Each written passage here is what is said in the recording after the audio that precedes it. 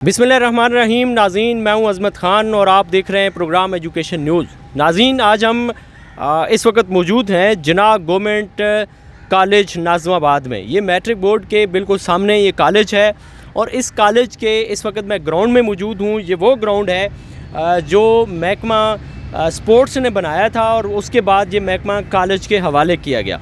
अब जब महकमा कॉलेज के हवाले किया गया तो उस वक्त जो हैंडिंग और टेकिंग सेरेमनी हुई थी, जो दस्तावेज़ात दस्तखत की गई थी, उस वक्त जनाब मंजूर अहमद सोलंकी साहब यहाँ के प्रिंसिपल थे।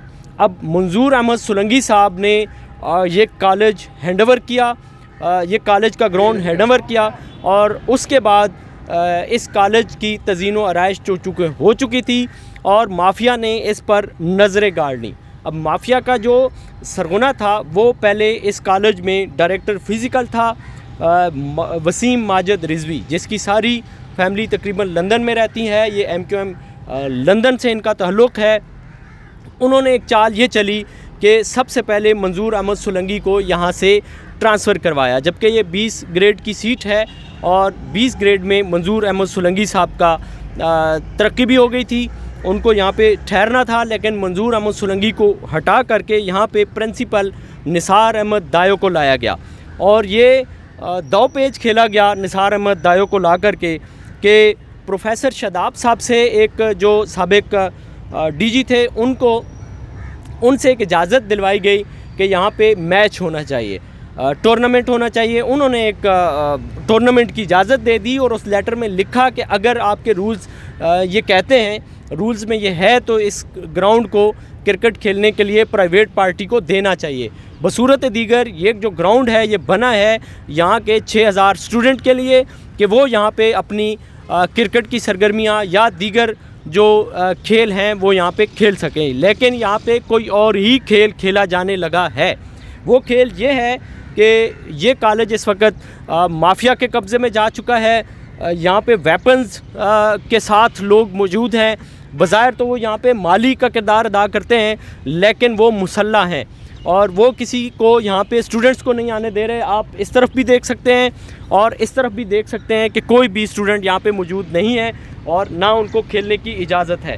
अब यहाँ पे ज़ाहिर है MQM के एक और इस इलाके के सरगर्म रहनुमा या कारकुन रहे हैं जावेद, वो भी वसीम माजिद रिजवी के साथ मिले हुए और उन्होंने पाकिस्तानी क्रिकेटर को सरफराज को यहाँ का क्लब का मेंबर ज़ाहिर किया, फेक डॉक्यूमेंट बनाए, जबकि असल डॉक्यूमेंट भी आप हमारी स्क्रीन पे देख सकते हैं और फेक डॉक्यूमेंट भी आप देख सकते हैं। यहाँ पे अभी गुज़िश्ता दिनों जब ये चीज़ मंजर आम पे आई तो उसमें सेक्रेटरी तालीम जो है कॉलेजेस की सदर फनीस साहिबा, उन्होंने इस पे इंक्वायरी की, लोग भेजे यहाँ पे और उसके बाद फिर ये हुआ कि सेक्रेटरी कॉलेज जो हैं उनके PS इम्तियाज़ पठान साहब से मिल कर के उस मामले को दबा दिया गया। लेकिन दूसरी तरफ यह है कि इसकी एंटी करप्शन ने इंक्वायरी शुरू कर दी है और उसने यहाँ के प्रिंसिपल को भी 2 रोज़ बाद बुलाया है कि आप यहाँ पे आएँ और इसका जवाब दें। अब देखते हैं कि आने वाले वक्त में क्या होता है। यहाँ पर गुज़िश्ता रोज़ DG कॉलेजेस भी आए थे और RD साहब भी आए थे, उन्होंने भी आ करके यहाँ पे विज़िट किया है। आप हमारी स्क्रीन पे देख सकते हैं कि किस तरह से माफिया ने इस पे कब्ज़ा करने की कोशिश की है। जो माहाना तकरीबन 5 लाख रुपए प्रिंसिपल को देते हैं और मजमूई तौर पर वो यहाँ खेलने वालों से जो फ़ीसें लेते हैं उसमें 7-8 लाख रुपए वो कमाते हैं, 2-3 लाख वो ख़ुद रख लेते हैं और बाकी के जो पैसे हैं वो 5 लाख रुपए यहाँ पे प्रिंसिपल को देते हैं। ये इल्ज़ाम है जिस पर एंटी करप्शन अभी इंक्वायरी करेगी। आने वाले वक्त में देखते हैं कि बच्चों का ये जो ग्राउंड था जिसमें बच्चों ने खेलना था, इसमें कौन सा खेल अब शुरू कर दिया गया है।